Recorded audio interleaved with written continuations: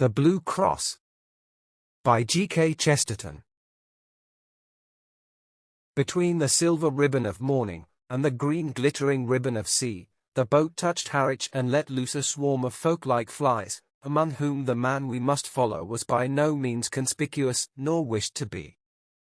There was nothing notable about him, except a slight contrast between the holiday gaiety of his clothes and the official gravity of his face. His clothes included a slight, pale grey jacket, a white waistcoat, and a silver straw hat with a grey-blue ribbon. His lean face was dark by contrast, and ended in a curt black beard that looked Spanish and suggested an Elizabethan ruff. He was smoking a cigarette with the seriousness of an idler. There was nothing about him to indicate the fact that the grey jacket covered a loaded revolver, that the white waistcoat covered a police card, or that the straw hat covered one of the most powerful intellects in Europe. For this was Valentin himself, the head of the Paris police and the most famous investigator of the world, and he was coming from Brussels to London to make the greatest arrest of the century. Flambeau was in England. The police of 3 countries had tracked the great criminal at last from Ghent to Brussels, from Brussels to the Hook of Holland, and it was conjectured that he would take some advantage of the unfamiliarity and confusion of the Eucharistic Congress, then taking place in London. Probably he would travel as some minor clerk or secretary connected with it, but, of course, Valentin could not be certain. Nobody could be certain about Flambeau. It is many years now since this colossus of crime suddenly ceased keeping the world in a turmoil, and when he ceased, as they said after the death of Roland, there was a great quiet upon the earth. But in his best days, I mean, of course, his worst, Flambeau was a figure as statuesque and international as the Kaiser. Almost every morning the daily paper announced that he had escaped the consequences of one extraordinary crime by committing another. He was a Gascon of gigantic stature and bodily daring, and the wildest tales were told of his outbursts of athletic humor, how he turned the juge d'instruction upside down and stood him on his head, to clear his mind, how he ran down the Rue de Rivoli with a policeman under each arm. It is due to him to say that his fantastic physical strength was generally employed in such bloodless though undignified scenes. His real crimes were chiefly those of ingenious and wholesale robbery. But each of his thefts was almost a new sin, and would make a story by itself. It was he who ran the great Tyrolean Dairy Company in London, with no dairies, no cows, no carts, no milk, but with some 1,000 subscribers. These he served by the simple operation of moving the little milk cans outside people's doors to the doors of his own customers. It was he who had kept up an unaccountable and close correspondence with a young lady whose whole letter-bag was intercepted, by the extraordinary trick of photographing his messages infinitesimally small upon the slides of a microscope. A sweeping simplicity, however, marked many of his experiments. It is said that he once repainted all the numbers in a street in the dead of night merely to divert one traveler into a trap. It is quite certain that he invented a portable pillar box, which he put up at corners in quiet suburbs on the chance of strangers dropping postal orders into it. Lastly, he was known to be a startling acrobat. Despite his huge figure, he could leap like a grasshopper and melt into the treetops like a monkey. Hence the great Valentin, when he set out to find Flambeau, was perfectly aware that his adventures would not end when he had found him. But how was he to find him? On this the great Valentin's ideas were still in process of settlement.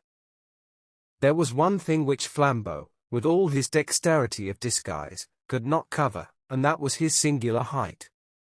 If Valentin's quick eye had caught a tall apple woman, a tall grenadier, or even a tolerably tall duchess, he might have arrested them on the spot. But all along his train there was nobody that could be a disguised Flambeau, any more than a cat could be a disguised giraffe. About the people on the boat he had already satisfied himself, and the people picked up at Harwich or on the journey limited themselves with certainty to 6. There was a short railway official travelling up to the terminus, 3 fairly short market gardeners picked up 2 stations afterwards, one very short widow lady going up from a small Essex town, and a very short Roman Catholic priest going up from a small Essex village. When it came to the last case, Valentin gave it up and almost laughed. The little priest was so much the essence of those eastern flats. He had a face as round and dull as a Norfolk dumpling, he had eyes as empty as the North Sea, he had several brown paper parcels, which he was quite incapable of collecting. The Eucharistic Congress had doubtless sucked out of their local stagnation many such creatures. Valentin was a skeptic in the severe style of France, and could have no love for priests. But he could have pity for them, and this one might have provoked pity in anybody. He had a large, shabby umbrella, which constantly fell on the floor. He did not seem to know which was the right end of his return ticket. He explained with a mooncalf simplicity to everybody in the carriage that he had to be careful because he had something made of real silver with blue stones in one of his brown paper parcels. His quaint blending of Essex flatness with saintly simplicity continuously amused the Frenchman till the priest arrived, somehow, at Tottenham with all his parcels, and came back for his umbrella. When he did the last, Valentin even had the good nature to warn him not to take care of the silver by telling everybody about it.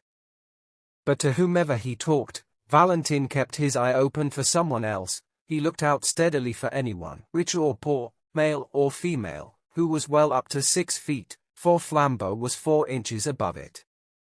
He alighted at Liverpool Street, however, quite conscientiously secure that he had not missed the criminal so far. He then went to Scotland Yard to regularize his position and arrange for help in case of need. He then lit another cigarette and went for a long stroll in the streets of London. As he was walking in the streets and squares beyond Victoria, he paused suddenly and stood.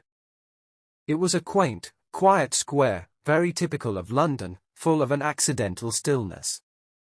The tall, flat houses round looked at once prosperous and uninhabited. The square of shrubbery in the centre looked as deserted as a green Pacific islet. One of the 4 sides was much higher than the rest, like a dais, and the line of this side was broken by one of London's admirable accidents, a restaurant that looked as if it had strayed from Soho. It was an unreasonably attractive object, with dwarf plants in pots and long, striped blinds of lemon yellow and white.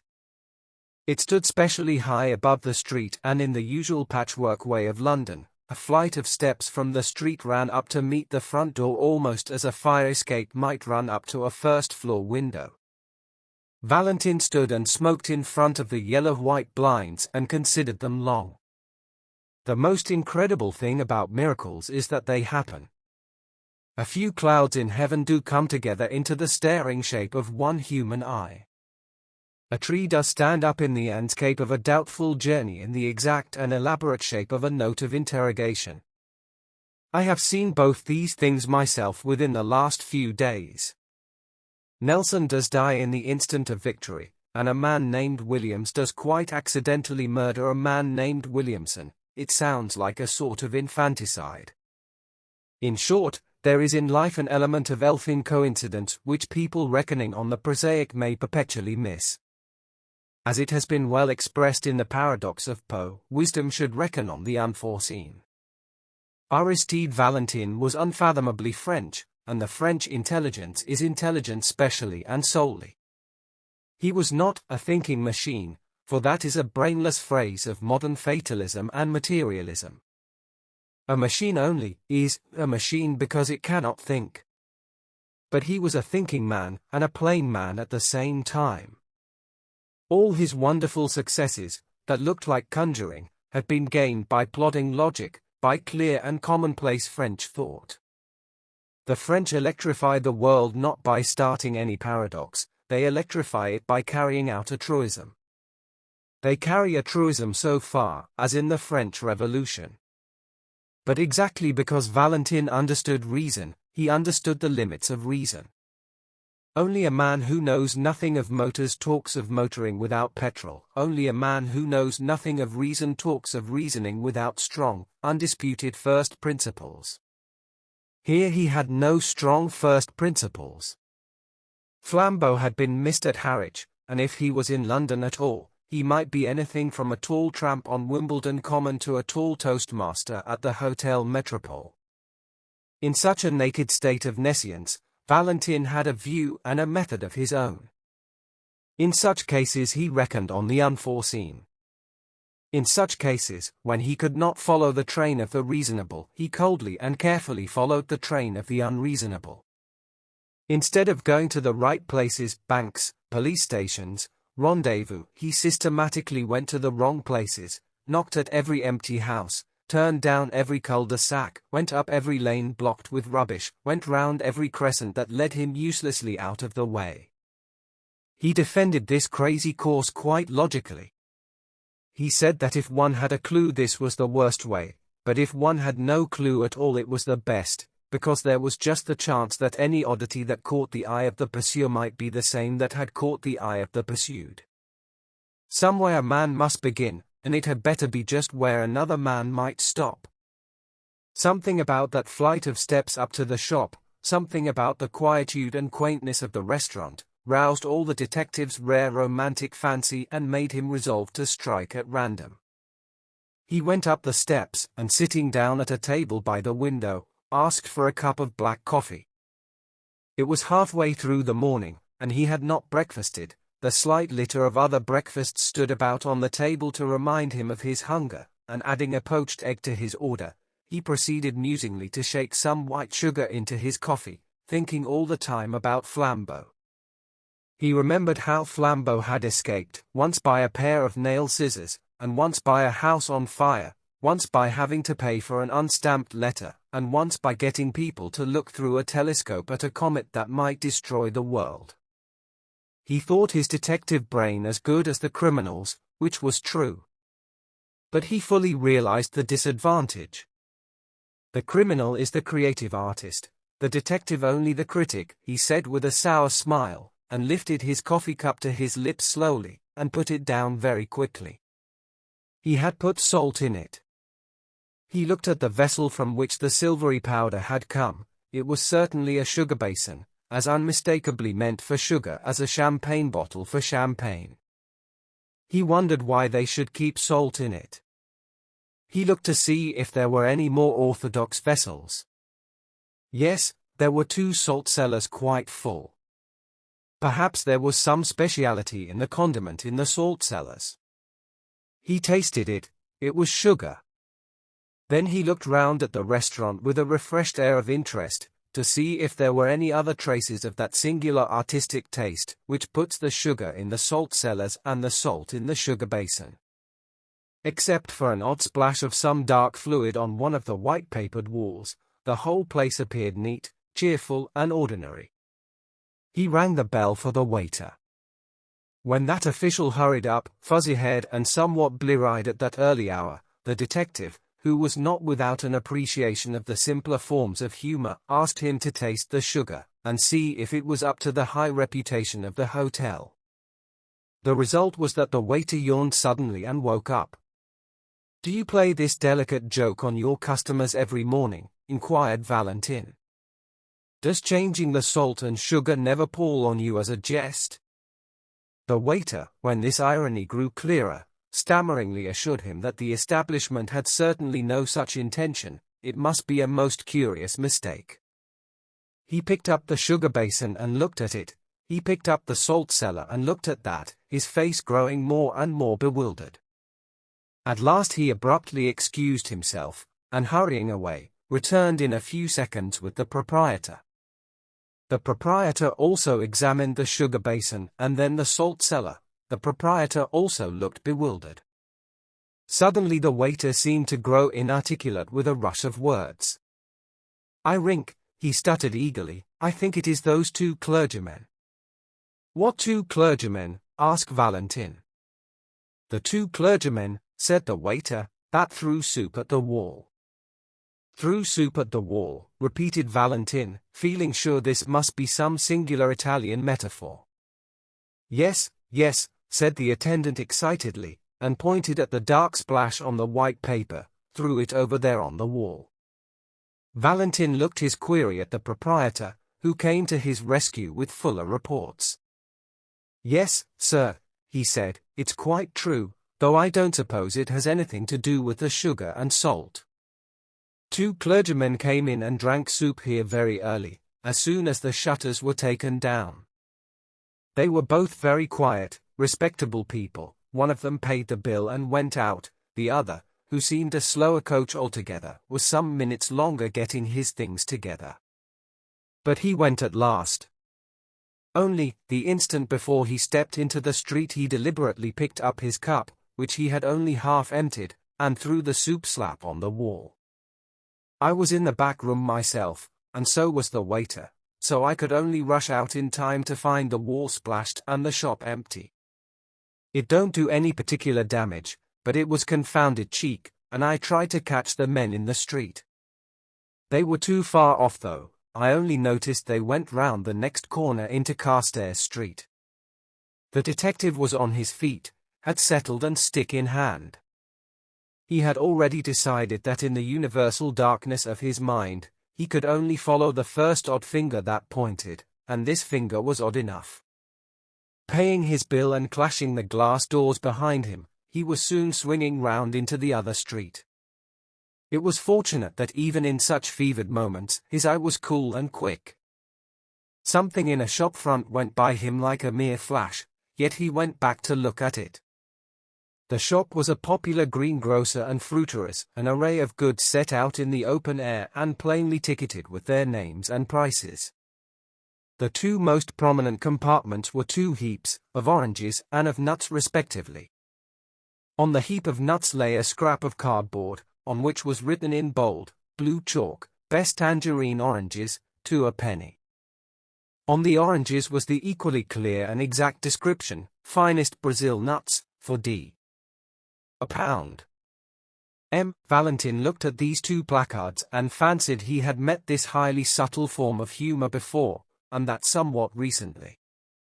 He drew the attention of the red-faced fruiterer, who was looking rather sullenly up and down the street, to this inaccuracy in his advertisements. The fruiterer said nothing, but sharply put each card into its proper place. The detective, leaning elegantly on his walking cane, continued to scrutinize the shop. At last he said, "Pray excuse my apparent irrelevance, my good sir, but I should like to ask you a question in experimental psychology and the association of ideas." The red-faced shopman regarded him with an eye of menace, but he continued gaily, swinging his cane. "Why," he pursued, "why are 2 tickets wrongly placed in a greengrocer's shop like a shovel hat that has come to London for a holiday? Or, in case I do not make myself clear, what is the mystical association which connects the idea of nuts marked as oranges with the idea of 2 clergymen, one tall and the other short?" The eyes of the tradesman stood out of his head like a snail's. He really seemed for an instant likely to fling himself upon the stranger. At last he stammered angrily, "I don't know what you have to do with it, but if you're one of their friends, you can tell from me that I'll knock their silly cads off, parsons or no parsons, if they upset my apples again." "Indeed?" asked the detective, with great sympathy. "Did they upset your apples?" "One of 'em did," said the heated shopman, "rolled 'em all over the street. I'd have caught the fool but for having to pick 'em up." "Which way did these parsons go?" asked Valentin. "Up that second road on the left-hand side, and then across the square," said the other promptly. "Thanks," replied Valentin, and vanished like a fairy. On the other side of the second square he found a policeman, and said, "Thus is urgent, constable, have you seen 2 clergymen in shovel?" The policeman began to chuckle heavily. "I have, sir, and if you ask me, one of 'em was drunk." He stood in the middle of the road that bewildered that. "Which way did they go?" snapped Valentin. "They took one of them yellow buses over there," answered the man, "them that go to Hampstead." Valentin produced his official card and said very rapidly, "Call up 2 of your men to come with me in pursuit," and crossed the road with such contagious energy that the ponderous policeman was moved to almost agile obedience. In a minute and a half the French detective was joined on the opposite pavement by an inspector and a man in plain clothes. "Well, sir," began the former, with smiling importance, "and what may?" Valentin pointed suddenly with his cane. "I'll tell you on the top of that omnibus," he said, and was darting and dodging across the tangle of the traffic.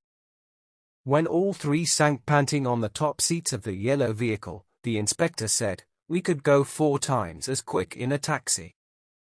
"Quite true," replied their leader placidly, "if we only had an idea of where we were going."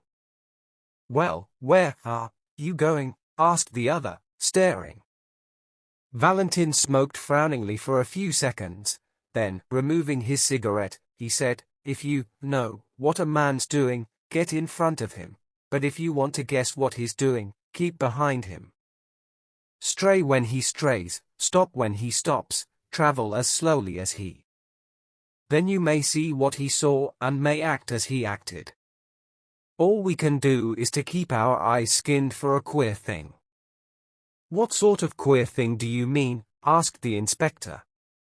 "Any sort of queer thing," answered Valentin, and relapsed into obstinate silence. The yellow omnibus crawled up the northern roads for what seemed like hours on end. The great detective would not explain further, and perhaps his assistants felt a silent and growing doubt of his errand. Perhaps, also, they felt a silent and growing desire for lunch, for the hours crept long past the normal luncheon hour, and the long roads of the North London suburbs seemed to shoot out into length after length like an infernal telescope. It was one of those journeys on which a man perpetually feels that now at last he must have come to the end of the universe, and then finds he has only come to the beginning of Tufnell Park. London died away in draggled taverns and dreary scrubs, and then was unaccountably born again in blazing high streets and blatant hotels. It was like passing through 13 separate vulgar cities, all just touching each other. But, though the winter twilight was already threatening the road ahead of them, the Parisian detective still sat silent and watchful, eyeing the frontage of the streets that slid by on either side. By the time they had left Camden Town behind, the policemen were nearly asleep. At least, they gave something like a jump as Valentin leapt erect, struck a hand on each man's shoulder, and shouted to the driver to stop. They tumbled down the steps, into the road without realizing why they had been dislodged. When they looked round for enlightenment, they found Valentin triumphantly pointing his finger towards a window on the left side of the road. It was a large window, forming part of the long facade of a gilt and palatial public house. It was the part reserved for respectable dining, and labelled restaurant. This window, like all the rest along the frontage of the hotel, was of frosted and figured glass, but in the middle of it was a big, black smash, like a star in the ice. "Our cue at last," cried Valentin, waving his stick, "the place with the broken window." "What window? What cue?" asked his principal assistant. "Why, what proof is there that this has anything to do with?" Valentin almost broke his bamboo stick with rage. "Proof!" he cried. "Good God! The man is looking for proof. Why, of course, the chances are 20 to 1 that it has nothing to do with them. But what else can we do? Don't you see we must either follow one wild possibility or else go home to bed." He banged his way into the restaurant, followed by his companions, and they were soon seated at a late luncheon at a little table, and looked at the star of smashed glass from the inside. Not that it was very informative to them even then. "Got your window broken, I see," said Valentin to the waiter as he paid the bill. "Yes, sir," answered the attendant, bending busily over the change, to which Valentin silently added an enormous tip. The waiter straightened himself with mild but unmistakable animation. "Ah, yes, sir," he said. "Very odd thing, that, sir." "Indeed? Tell us about it," said the detective with careless curiosity. "Well, 2 gents in black came in," said the waiter, "2 of those foreign parsons that are running about. They had a cheap and quiet little lunch, and one of them paid for it and went out.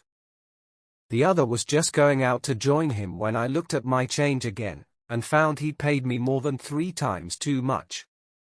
"Here," I says to the chap who was nearly out of the door, "you've paid too much." "Oh," he says, very cool, "have we?"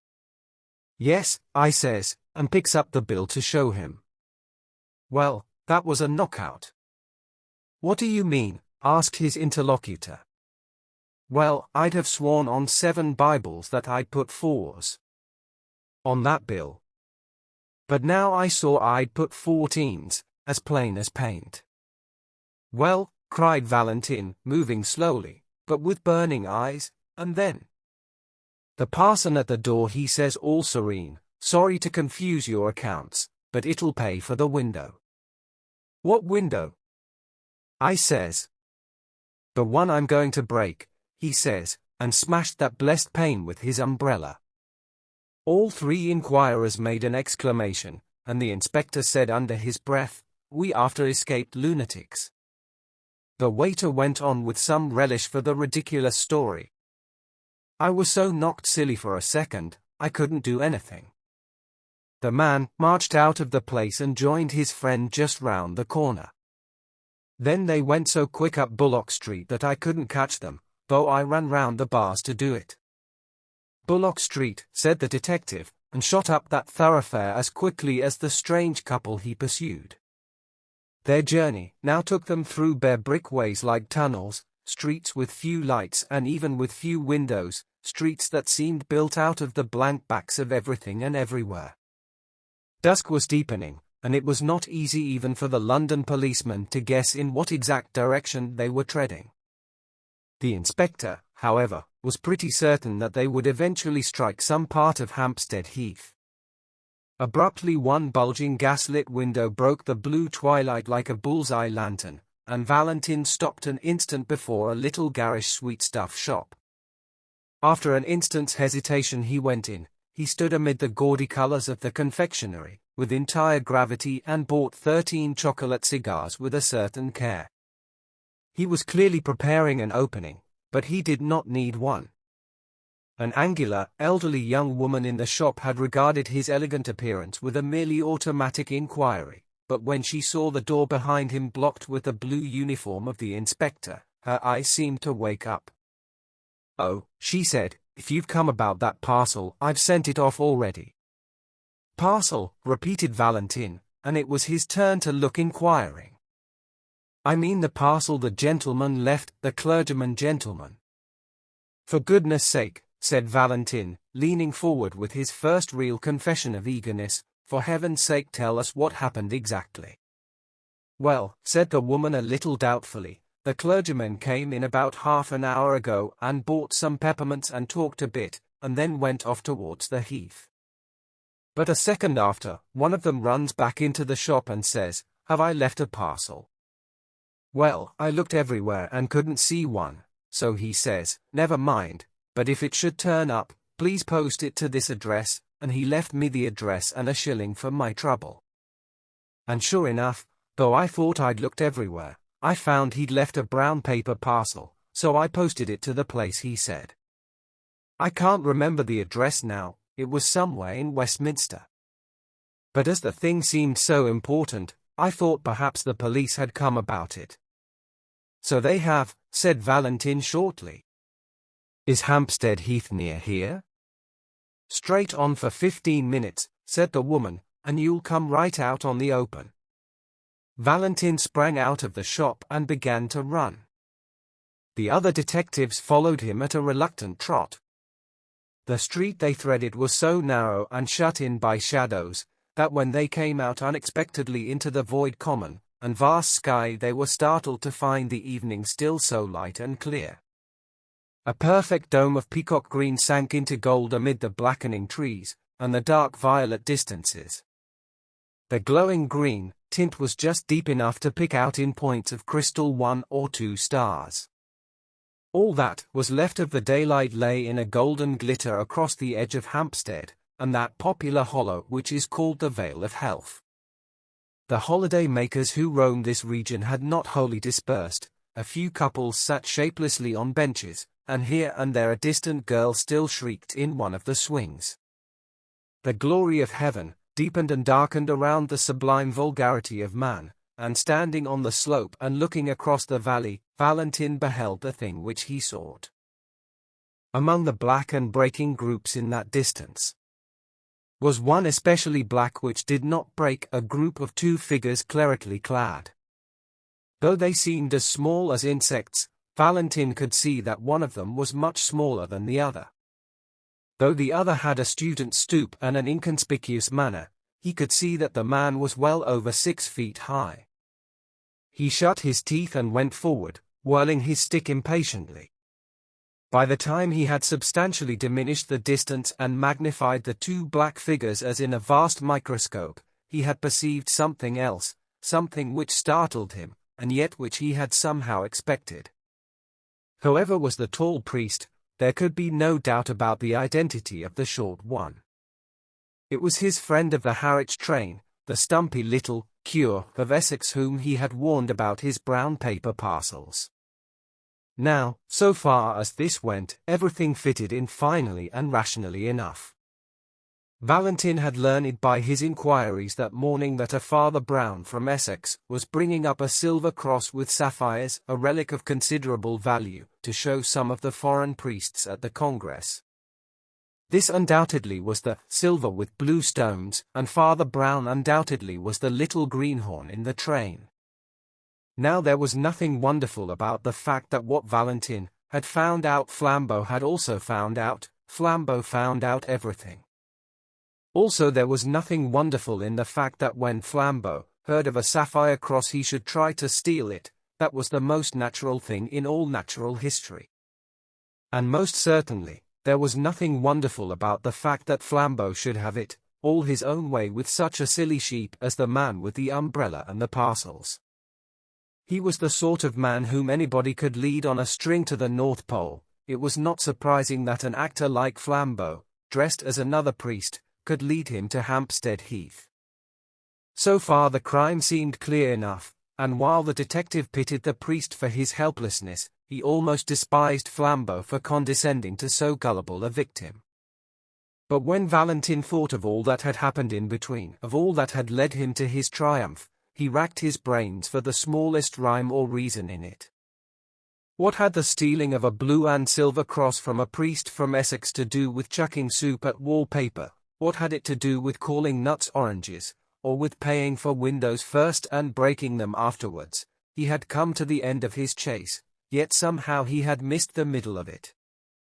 When he failed, which was seldom, he had usually grasped the clue, but nevertheless missed the criminal. Here he had grasped the criminal, but still he could not grasp the clue. The two figures that they followed were crawling like black flies across the huge green contour of a hill. They were evidently sunk in conversation, and perhaps did not notice where they were going, but they were certainly going to the wilder and more silent heights of the heath. As their pursuers gained on them, the latter had to use the undignified attitudes of the deerstalker, to crouch behind clumps of trees and even to crawl prostrate in deep grass. By these ungainly ingenuities the hunters even came close enough to the quarry to hear the murmur of the discussion, but no word could be distinguished except the word reason, recurring frequently in a high and almost childish voice. Once over an abrupt dip of land and a dense tangle of thickets, the detectives actually lost the two figures they were following. They did not find the trail again for an agonizing 10 minutes, and then it led round the brow of a great dome of hill, overlooking an amphitheatre of rich and desolate sunset scenery. Under a tree in this commanding yet neglected spot was an old ramshackle wooden seat. On this seat sat the two priests still in serious speech together. The gorgeous green and gold still clung to the darkening horizon, but the dome above was turning slowly from peacock green to peacock blue, and the stars detached themselves more and more like solid jewels. Mutely motioning to his followers, Valentin contrived to creep up behind the big branching tree, and, standing there in deathly silence, heard the words of the strange priests for the first time. After he had listened for a minute and a half, he was gripped by a devilish doubt. Perhaps he had dragged the two English policemen to the wastes of a nocturnal heath on an errand no saner than seeking figs on its thistles. For the two priests were talking exactly like priests, piously, with learning and leisure, about the most aerial enigmas of theology. The little Essex priest spoke the more simply, with his round face turned to the strengthening stars. The other talked with his head bowed, as if he were not even worthy to look at them. But no more innocently clerical conversation could have been heard in any white Italian cloister or black Spanish cathedral. The first he heard was the tale of one of Father Brown's sentences, which ended what they really meant in the Middle Ages, by the heavens being incorruptible.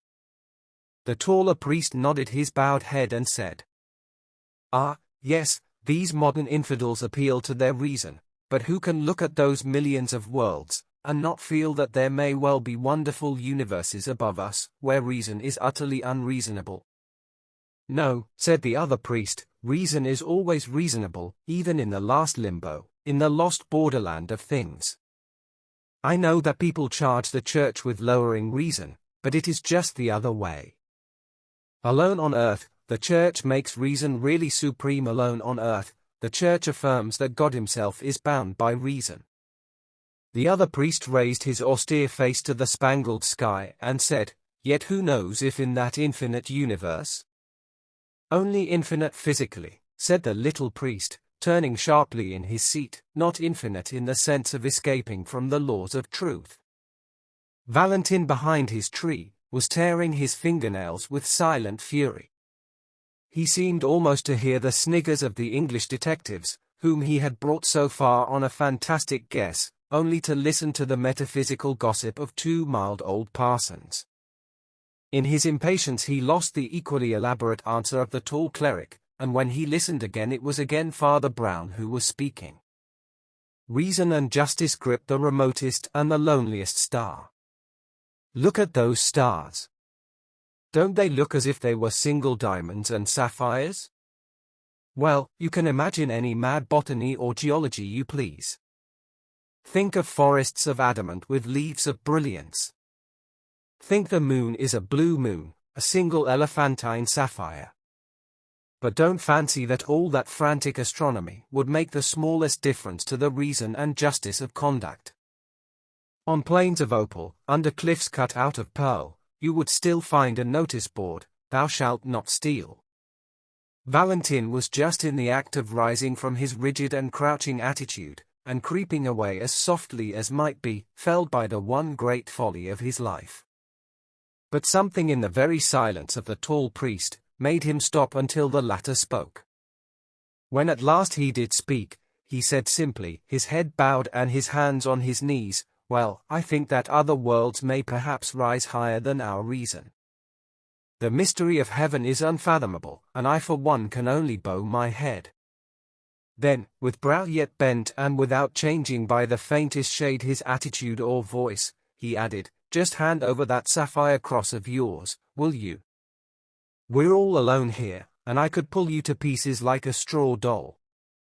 The utterly unaltered voice and attitude added a strange violence to that shocking change of speech. But the guarder of the relic only seemed to turn his head by the smallest section of the compass. He seemed still to have a somewhat foolish face turned to the stars. Perhaps he had not understood. Or, perhaps, he had understood and sat rigid with terror. "Yes," said the tall priest, in the same low voice and in the same still posture, "yes, I am Flambeau." Then, after a pause, he said, "Come, will you give me that cross?" "No," said the other, and the monosyllable had an odd sound. Flambeau suddenly flung off all his pontifical pretensions. The great robber leaned back in his seat and laughed low but long. "No," he cried, "you won't give it me, you proud prelate. You won't give it me, you little celibate simpleton. Shall I tell you why you won't give it me? Because I've got it already in my own breast pocket." The small man from Essex turned what seemed to be a dazed face in the dusk, and said, with the timid eagerness of the private secretary, "Are you sure?" Flambeau yelled with delight. "Really, You're as good as a 3-act farce, he cried. Yes, you turnip, I am quite sure. I had the sense to make a duplicate of the right parcel, and now, my friend, you've got the duplicate and I've got the jewels. An old dodge, Father Brown, a very old dodge. Yes, said Father Brown, and passed his hand through his hair with the same strange vagueness of manner. Yes, I've heard of it before. The Colossus of Crime leaned over to the little rustic priest with a sort of southern interest. You have heard of it? He asked. Where have you heard of it? Well, I mustn't tell you his name, of course, said the little man simply. He was a penitent, you know. He had lived prosperously for about 20 years, entirely on duplicate brown paper parcels. And so, you see, when I began to suspect you, I thought of this poor chap's way of doing it at once. Began to suspect me, repeated the outlaw with increased intensity. Did you really have the gumption to suspect me, just because I brought you up to this bare part of the heath? No, no, said Brown with an air of apology. You see, I suspected you when we first met. It's that little bulge up the sleeve where you people have the spiked bracelet. How in Tartarus, cried Flambeau, did you ever hear of the spiked bracelet? Oh, one's little flock, you know, said Father Brown, arching his eyebrows rather blankly. When I was a curate in Hartlepool, there were 3 of them with spiked bracelets. So, as I suspected you from the first, don't you see, I made sure that the cross should go safe, anyhow. I'm afraid I watched you, you know. So at last I saw you change the parcels. Then, don't you see, I changed them back again. And then I left the right one behind. Left it behind, repeated Flambeau, and for the first time there was another note in his voice beside his triumph. Well, it was like this, said the little priest, speaking in the same unaffected way. I went back to that sweet shop and asked if I'd left a parcel, and gave them a particular address if it turned up well. I knew I hadn't, but when I went away again I did. So, instead of running after me with that valuable parcel, they have sent it flying to a friend of mine in Westminster. Then he added rather sadly, I learnt that, too, from a poor fellow in Hartlepool. He used to do it with handbags he stole at railway stations, but he's in a monastery now. Oh, one gets to know, you know, he added, rubbing his head again with the same sort of desperate apology. We can't help being priests. People come and tell us these things. Flambeau tore a brown paper parcel out of his inner pocket and rent it in pieces. There was nothing but paper and sticks of lead inside it. He sprang to his feet with a gigantic gesture, and cried, I don't believe you. I don't believe a bumpkin like you could manage all that. I believe you've still got the stuff on you, and if you don't give it up, why, we're all alone, and I'll take it by force. No, said Father Brown simply, and stood up also, you won't take it by force. First, because I really haven't still got it. And, second, because we are not alone. Flambeau stopped in his stride forward. Behind that tree, said Father Brown, pointing, are 2 strong policemen and the greatest detective alive. How did they come here, do you ask? Why, I brought them, of course. How did I do it? Why, I'll tell you if you like. Lord bless you, we have to know 20 such things when we work among the criminal classes. Well, I wasn't sure you were a thief, and it would never do to make a scandal against one of our own clergy. So I just tested you to see if anything would make you show yourself. A man generally makes a small scene if he finds salt in his coffee. If he doesn't, he has some reason for keeping quiet. I changed the salt and sugar, and you kept quiet. A man generally objects if his bill is 3 times too big. If he pays it, he has some motive for passing unnoticed. I altered your bill, and you paid it. The world seemed waiting for Flambeau to leap like a tiger. But he was held back as by a spell, he was stunned with the utmost curiosity. "Well," went on Father Brown, with lumbering lucidity, "as you wouldn't leave any tracks for the police, of course somebody had to. At every place we went to, I took care to do something that would get us talked about for the rest of the day. I didn't do much harm, a splashed wall, spilt apples, a broken window, but I saved the cross, as the cross will always be saved. It is at Westminster by now. I rather wonder you didn't stop it with the donkey's whistle." "With the what?" asked Flambeau. "I'm glad you've never heard of it," said the priest, making a face. "It's a foul thing. I'm sure you're too good a man for a whistler. I couldn't have counted it even with the spots myself, I'm not strong enough in the legs." "What on earth are you talking about?" asked the other. "Well, I did think you'd know the spots," said Father Brown, agreeably surprised. "Oh, you can't have gone so very wrong yet." "How in blazes do you know all these horrors?" cried Flambeau. The shadow of a smile crossed the round, simple face of his clerical opponent. "Oh, by being a celibate simpleton, I suppose," he said. "Has it never struck you that a man who does next to nothing but hear men's real sins is not likely to be wholly unaware of human evil? But, as a matter of fact, another part of my trade, too, made me sure you weren't a priest." "What?" asked the thief, almost gaping. "You attack reason," said Father Brown. "It's bad theology." And even as he turned away to collect his property, the three policemen came out from under the twilight trees. Flambeau was an artist and a sportsman. He stepped back and swept Valentin a great bow. "Do not bow to me, mon ami," said Valentin with silver clearness. "Let us both bow to our master." And they both stood an instant uncovered while the little Essex priest blinked about for his umbrella.